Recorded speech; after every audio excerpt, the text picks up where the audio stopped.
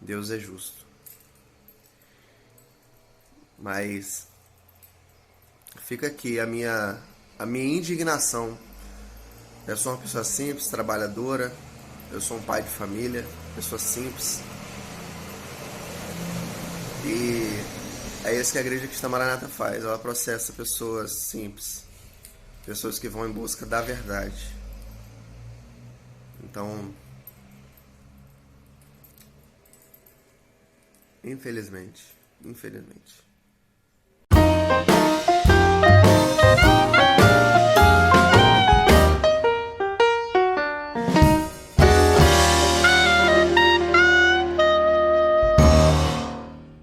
Olá, meus irmãos, que a paz do Senhor Jesus seja com todos. Hoje eu vou passar para vocês o vídeo que o irmão Simon gravou esta semana, momentos antes de sair para a audiência de conciliação, que trata do processo criminal que a Igreja Cristã Maranata moveu contra ele. Nós já comentamos nas nossas últimas lives sobre o modo que nós consideramos desproporcional e anticristão isso que a igreja vem fazendo, do modo como a igreja está agindo contra os seus ex-membros, processando os irmãos até por simples comentários em suas redes sociais e mesmo quando eles nem pronunciam o nome da Igreja Maranata nem dos seus líderes. Ou seja, parece que se você foi membro da Igreja Maranata, você está então proibido de apresentar as suas impressões sobre a Igreja Maranata. Do modo como a Igreja Cristã Maranata está agindo, parece que ela considera que se você for um ex-membro da Maranata, você passa a ser um cidadão diferente de todos os demais cidadãos brasileiros. Ser ex-membro da Igreja Maranata, então, faria você integrar um grupo de cidadãos que perdem o direito à liberdade de expressão.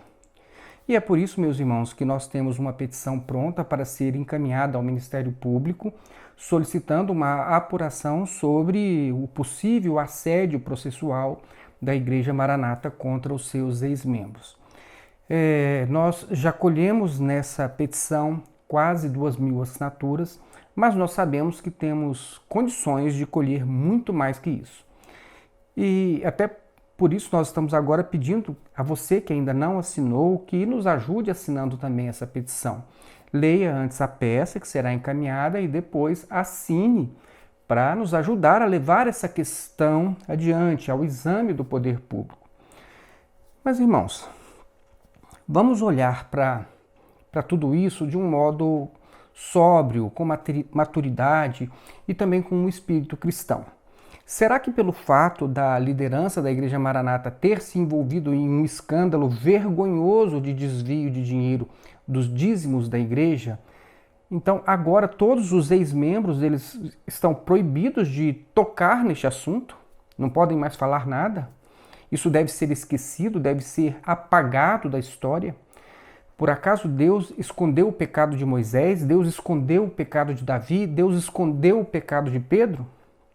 Será que Deus quer que somente o pecado dos líderes da Igreja Maranata seja jogado debaixo do tapete do segredo de justiça, para que ninguém saiba o que está acontecendo? Veja bem, você pode ler na sua Bíblia quantas vezes você quiser sobre o pecado de Davi. Você pode pregar na igreja sobre o pecado de Davi quantas vezes você quiser, mas você não pode falar do pecado dos líderes da Maranata. Ah, não. Se você fizer isso, você vai ser processado. É isso mesmo? Sabe qual a diferença nestes dois casos, irmãos? Quando você fala sobre o pecado de Davi, a história termina dizendo que Davi aceitou a repreensão do profeta Natã, que ele se arrependeu, confessou o seu pecado, se arrependeu, e depois ele foi perdoado por Deus, apesar das consequências que ele teve de suportar depois do seu pecado. Teve consequências.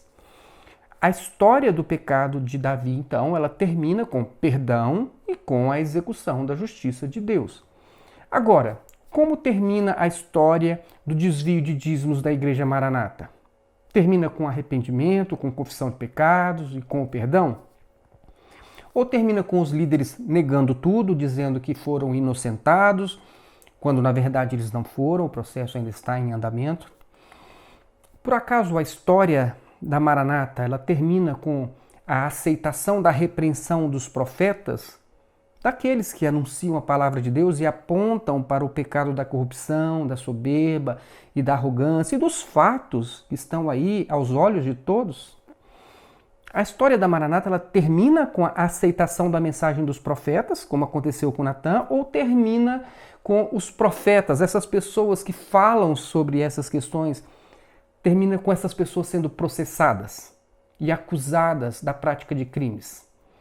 A história da Maranata ela termina com a justiça de Deus sendo executada, ou termina em prescrição da punibilidade? Porque o processo não anda e ele ainda está em segredo de justiça.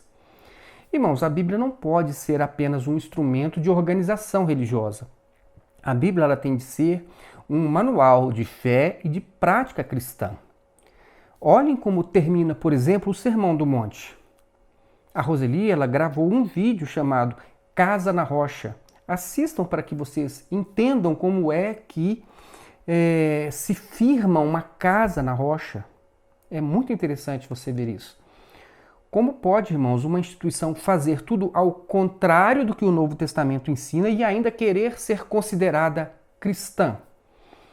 Irmãos, que fé é essa que escolhe algumas partes da Bíblia para crer e outras partes para ignorar? O Espírito Santo de Deus ele pode estar num negócio desses? Eu creio que o Espírito Santo jamais mandaria algum líder religioso usar o dinheiro dos dizimistas, que muitas vezes são pobres, para pagar escritórios de advocacia, para processar irmãos. Eu não acredito que o Espírito Santo estaria num negócio desse. Eu acredito que o Espírito Santo, que é o Paráclito, ao lado, ele não está ao lado de quem usa segredo de justiça para esconder o que está acontecendo. Até porque o Espírito Santo ele tem a função de revelar e não de ocultar o pecado. E é exatamente isso que nós estamos denunciando. O pecado da promoção da injustiça. E se você acha que isso é um abuso, uma violência contra o direito constitucional das pessoas, isso que a Igreja Maranata está fazendo, um abuso contra a liberdade de expressão, então você ainda não viu muita coisa. Eu vou contar mais uma coisa para vocês. Eu vou passar agora o vídeo que o irmão Simon gravou pouco antes de comparecer à audiência, como eu falei, de um processo criminal que a Maranata moveu contra ele. E depois eu vou contar para vocês o que aconteceu nessa audiência. E como a coisa se desenrolou e o que aconteceu ao final, tá certo? E o que nós estamos fazendo também para impedir que a Maranata ela abuse do seu direito de ação. Ela tem o direito de ação, mas as coisas elas têm que ter um limite. Se você é membro da Igreja Maranata, você precisa saber o que a Maranata está fazendo para que você mesmo julgue se quer fazer parte de um grupo que se diz cristão, mas que faz o que a Maranata está fazendo. Você precisa saber. E aí, sabendo, tendo conhecimento, você decide. Porque você é membro e, querendo ou não, você está financiando o que a Maranata está fazendo. É você quem está financiando esta instituição que usa o dinheiro das contribuições para processar pessoas, ex-membros, injustamente, a nosso ver. Não só do ponto de vista legal, mas do ponto de vista espiritual. Porque essa atitude, a nosso ver, ela é anticristã, uma vez que ela é contrária ao ensinamento cristão. Conforme nós podemos ver, por exemplo, na primeira carta que Paulo escreveu aos Coríntios, no capítulo 6. Então, irmãos, vejam com carinho agora o relato do irmão Simon e observem também qual foi a publicação que o irmão fez no seu Facebook.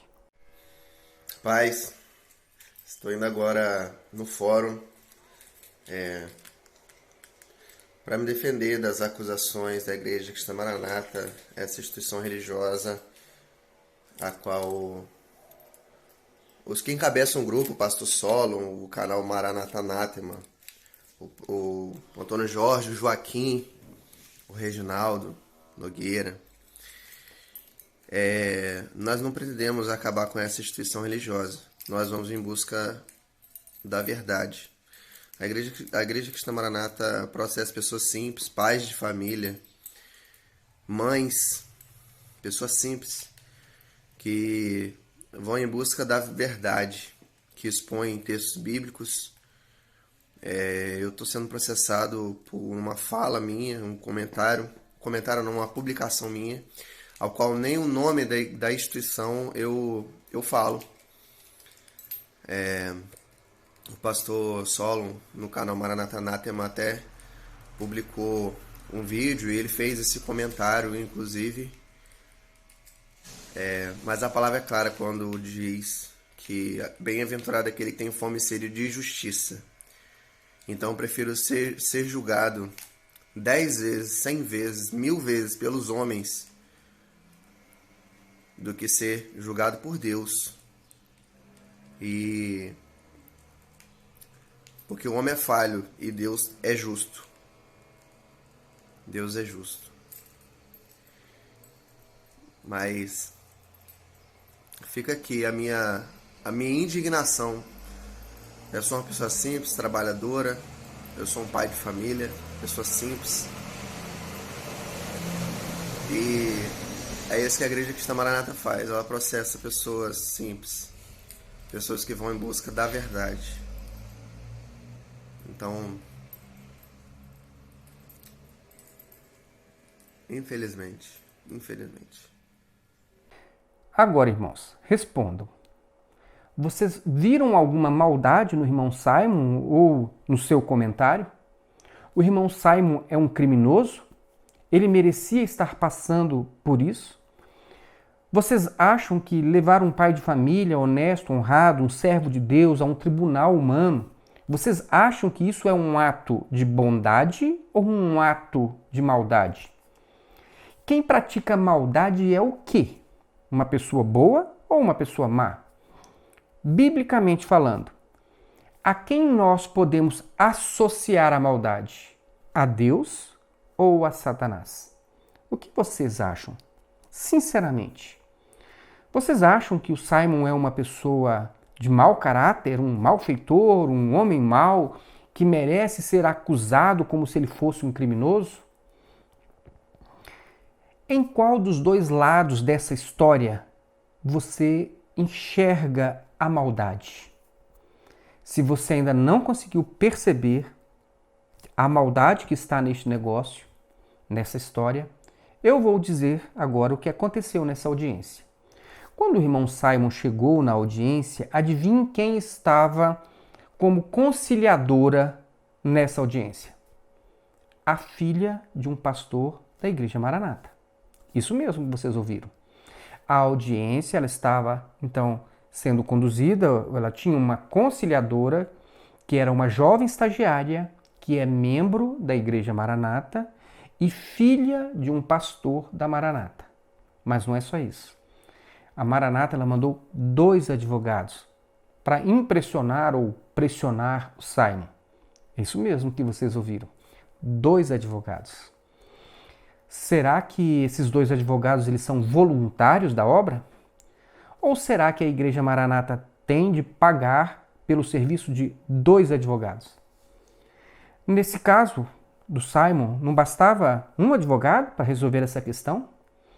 Mas por que a Maranata manda 2 advogados para participar de uma simples audiência de conciliação? E quem é da área jurídica sabe do que eu estou falando. Uma simples audiência de conciliação. Irmãos, sabe o que parece? Parece que a Maranata ela enviou 2 advogados para aumentar a pressão sobre o irmão Simon, que sequer tinha um advogado, porque ele é um homem simples, batalhador. E naquele momento da sua vida ele não tinha como pagar um advogado, que não é um serviço barato. Agora imaginem a situação. O irmão Simon, sem advogado, porque ele não podia pagar um, em uma audiência com a presença de 2 advogados da Maranata, com uma conciliadora que é membro da Igreja Maranata, filha de um pastor, e sem a presença do Ministério Público, que é essencial para esse tipo de audiência. Pelo menos olhando para o termo de audiência, né, que foi lavrado, não consta a assinatura do membro do Ministério Público. Então, o que vocês acham que iria acontecer numa audiência dessas? Simon ele foi submetido a uma pressão psicológica muito grande, extrema, porque ele estava sozinho, sem um advogado e diante de um grupo de pessoas de formação jurídica que, inclusive, eu creio que levou ele a pensar que a única possibilidade que ele tinha era assinar um acordo de retratação para evitar uma multa de R$ 1.500 por dia. Imagina o que passou na cabeça dele. Agora, vejam só o absurdo do acordo que ele assinou. Eu vou ler um trechinho do acordo que a Maranata levou pronto, né, já para submeter ao Simon, para que o Simon assinasse. Como se ele tivesse que assinar aquilo para não ser condenado por um crime. Vejam só, o primeiro item do acordo. O querelado fará na rede social Facebook uma publicação de retratação referente às publicações do dia 5 de fevereiro de 2020, as quais ofendem a honra da querelante Igreja Cristã Maranata. Irmãos, sinceramente, eu não vi absolutamente nenhuma ofensa à moral nessa publicação do Simon. Especialmente quando sabemos, né, das notícias amplamente divulgadas na mídia sobre o desvio de dízimos da cúpula da Igreja Cristã Maranata, o que foi confirmado por um procedimento administrativo instaurado pela própria Maranata. Ou seja, a própria Maranata já confirmou que os dízimos foram desviados, sim, dos cofres da igreja e por pessoas da sua liderança. Veja a seguinte matéria veiculada na ESTV. Diante dos acontecimentos, a própria Igreja Maranata resolveu investigar. O resultado foi o afastamento de 3 pastores e do contador. O vice-presidente da Igreja Maranata, Antônio Ângelo, perdeu o cargo administrativo e a função de pastor em outubro do ano passado. Agora, ele e o contador Leonardo viraram réus no processo que corre na 8ª Vara Civil de Vitória. A Igreja Maranata quer a devolução de mais de R$2 milhões. Mas, de acordo com um procedimento administrativo feito pela Igreja Cristã Maranata, o prejuízo pode ter sido maior. Somas volumosas, segundo o relatório, que chegam a mais de R$20 milhões, foram movimentadas nos últimos anos por meio de notas fiscais suspeitas. Então, meus irmãos, a corrupção aconteceu, sem dúvida alguma. Não precisamos de trânsito em julgado para afirmar que o crime aconteceu. O que está pendente no processo criminal é a confirmação de autoria, né, e a ligação e a aplicação da pena, se for o caso. Mas não há dúvidas quanto ao desvio de dízimos. O corpo já está ali, né? Morreu, né? Está ali, aconteceu, o fato aconteceu. E isso foi confirmado pelo procedimento administrativo interno da Maranata. A Maranata já reconheceu que o dízimo foi desviado. Nós podemos até não saber exatamente quem desviou o dinheiro, quem participou dos desvios, quem permitiu os desvios ou quem poderia ter evitado os desvios e não evitou. Mas que o dinheiro foi desviado, disso não há a menor dúvida. E diante disso, irmãos, vocês acham que o Simon praticou algum crime? Em todos os processos que nós temos conhecimento, que foram julgados até agora, em nenhum desses processos o juiz considerou que fazer esse tipo de afirmação ofende a honra da Maranata. Mas, como Simon foi arrastado para um tribunal como se ele fosse um criminoso e totalmente sozinho e despreparado, então vocês agora percebam a situação, né, daquela audiência, sem o Simon ter nem mesmo um advogado ao lado dele para defendê-lo diante daquela situação que estava totalmente desfavorável a ele. Totalmente desfavorável a ele. E diante daquela situação de pressão psicológica, o Simon acabou assinando, então, o acordo naquela audiência, e eu acredito que ele nem mesmo conseguiu perceber que os termos deste acordo eram injustos e abusivos. E por que eu entendo que esse acordo ele foi injusto e abusivo? Vejam só o que mais diz o acordo assinado pelo Simon. Item 2. O querelado também promoverá a exclusão das postagens do dia 5 de fevereiro de 2020. Item 3. O prazo será de um dia contados a partir da prolação da sentença homologatória. Item 4. No caso de descumprimento do presente acordo, incorrerá na multa de R$ 1.500 por dia. Item 5. E é aqui o mais grave. O querelado fica advertido que, em caso de novas publicações que atentem à honra da Igreja Cristã Maranata, estará sujeito ao ajuizamento de queixa-crime e ou procedimento na esfera civil. Vejam só o absurdo. Onde já se viu um acordo que proíbe você de exercer para sempre o seu direito constitucional à liberdade de expressão? Ora, se esse acordo ele não for anulado, qualquer coisa que o Simon venha a falar, para o resto da sua vida, qualquer coisa que ele venha a falar no Facebook, no Instagram, ou mesmo num grupo de WhatsApp, e se isso for considerado pela Maranata como alguma coisa ofensiva, é eles que vão entender que é ofensivo e vão levar novamente o Simon para um tribunal como se fosse um criminoso. Entenderam? Ora, se esse acordo ele não for anulado, o Simon ele terá de passar o resto da sua vida sem poder falar nada que a Maranata considere ofensivo. Mesmo se ele nem citar o nome da Maranata, como foi o que aconteceu desta vez. Então, por exemplo, se Simon fizer uma publicação dizendo que Judas era ladrão, que Judas era corrupto e terminou rachado ao meio, e alguém entender que ele está associando Judas com a Maranata, pronto, cometeu um crime e pode ser levado ao tribunal novamente.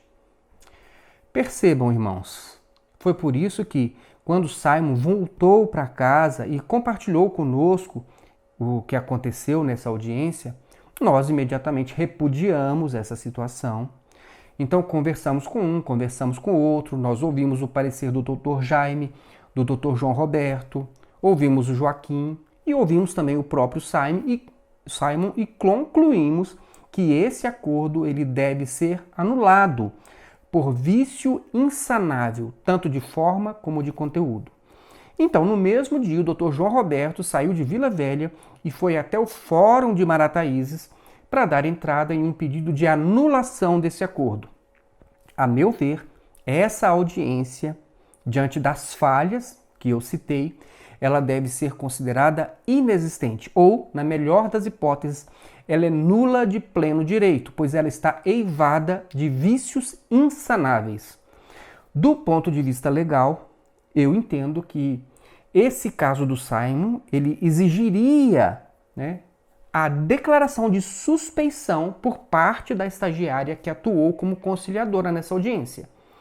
Além disso, do ponto de vista moral, a meu ver, o tribunal deveria repudiar qualquer composição que coloque sob suspeita a atividade judicante ou que confunda ou cause a impressão de que está havendo uma confusão entre os interesses públicos e os privados. E do ponto de vista espiritual, o que vocês acham? Será que Deus aprova uma coisa dessas? O Espírito Santo aprova isso?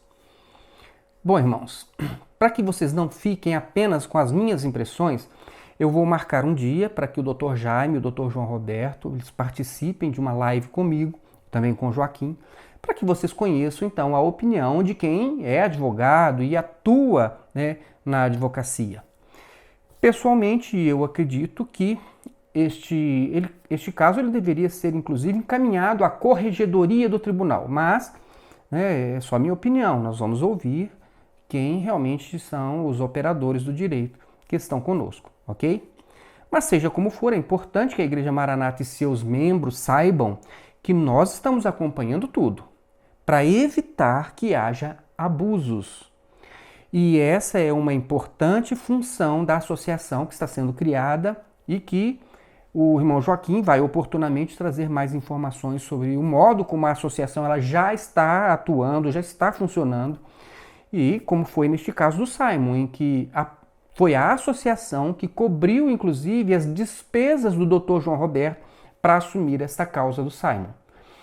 E sobre isso, irmãos, embora eu não seja a melhor pessoa para falar sobre a associação, mas eu já posso adiantar que muitos irmãos eles já estão contribuindo financeiramente para que a associação, uma associação inclusive que ela já tem nome, inclusive tem até logo, né? Ela possa já estar atuando dessa forma que atuou neste caso do Simon. E se você quiser então contribuir, também você pode fazer contato com o irmão Joaquim pelo WhatsApp, e eu vou deixar na descrição deste vídeo o WhatsApp do Joaquim.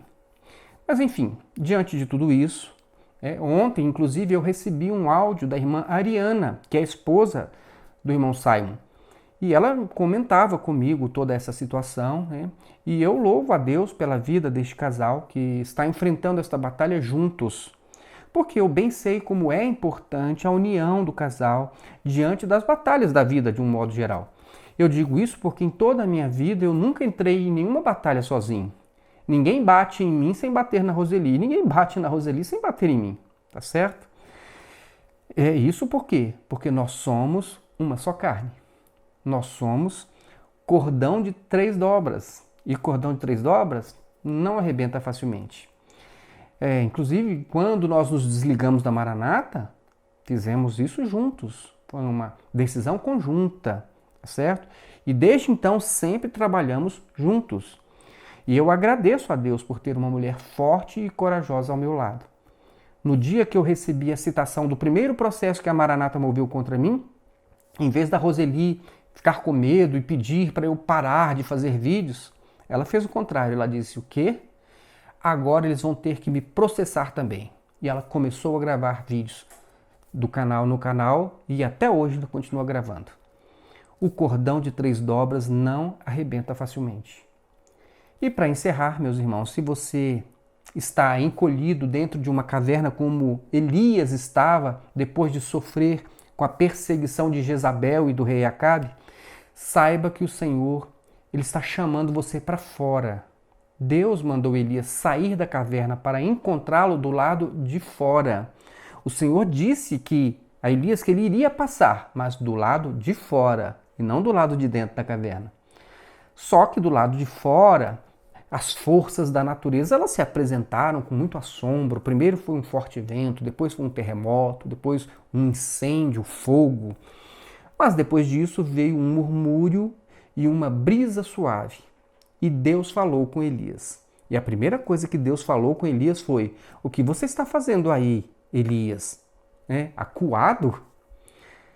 Nessa passagem de Elias, Deus mostrou a Elias que ele tem domínio sobre as forças da natureza, sobre o vento, sobre o terremoto, sobre o fogo. O poder de Deus é extraordinário e ele ficou patente aos olhos de Elias. Seria muito bom se Deus usasse o seu poder sobrenatural para resolver todos os nossos problemas, não é mesmo? Mas Deus mostrou a Elias que, embora ele tenha todo o poder no céu e na terra, ele não iria descer do céu para fazer aquilo que quem tinha que fazer era o Elias. Deus não estava nem no vento, nem no terremoto, nem no fogo. Deus estava naquela voz serena, mas segura, que deu instruções e encorajou Elias a sair do seu esconderijo e a fazer aquilo que Deus esperava dele. E não adianta se fazer de vítima, dizer que está sozinho, que é fraco e que a Jezabel é muito poderosa. Não é, Elias? De fato, Jezabel era uma mulher maligna, serva de Baal, que perseguiu os profetas de Deus, que matou muitos profetas de Deus, que gostava de se impor sobre os outros, que gostava de amedrontar pessoas e que gostava de ser tratado como uma deusa na terra. Mas Deus mostrou a Elias que ele não estava sozinho nessa guerra. Não, Elias, você não está sozinho. Há ainda outros 7.000 joelhos que não se dobraram diante de Baal, desse Deus de Jezabel. Agora, levanta, Elias. Você ainda tem que ungir Azael como rei da Síria, você tem que ungir Jeú como rei de Israel e você ainda tem que ungir Eliseu como profeta no seu lugar. Ou seja, a sua missão não acabou, Elias. Só termina quando Deus diz que terminou. Eu sei que tem muita gente com medo, dentro de cavernas, escondidos, que não querem aparecer, que não querem se expor. Eu sei que tem muita gente com medo de Jezabel. Sim, mas se Deus tem uma missão para você, o seu lugar não é escondido. Você só vai morrer, Elias, quando chegar a hora de Deus. Você pode sofrer um pouco? Sim, pode. Pode sentir medo? Sim, pode. Você pode até pensar que está sozinho? Sim, pode. Você pode ser a minoria? Fazer parte da minoria? Sim, pode. Você só não pode ser um covarde e continuar dentro dessa caverna. Viu, Elias? Deus já lhe deu tantas provas do seu poder, já lhe sustentou no ribeiro, já lhe sustentou em terra estrangeira, já mandou fogo do céu para queimar o holocausto em resposta à sua oração. Já mostrou, inclusive, que é soberano sobre as forças da natureza. Então, Elias, levante-se e saia dessa caverna. Se você sabe quem é o seu Deus, levante-se e saia dessa caverna. Se você sabe que Deus não vai fazer o que cabe a você fazer, levante-se e saia dessa caverna. Se você sabe que Deus ainda tem uma missão para você realizar, levante-se e saia dessa caverna. Você pode até fazer parte da minoria, mas você não está sozinho. Deus está conosco, porque Deus está do lado da verdade e do lado da justiça. Não deixe de assinar a petição que nós iremos encaminhar oportunamente ao Ministério Público para que avalie essa questão do assédio processual da Igreja Maranata contra os seus ex-membros. Tudo bem? E assim vamos seguindo em frente. Deus está conosco. Que Deus abençoe a sua vida e até o nosso próximo vídeo.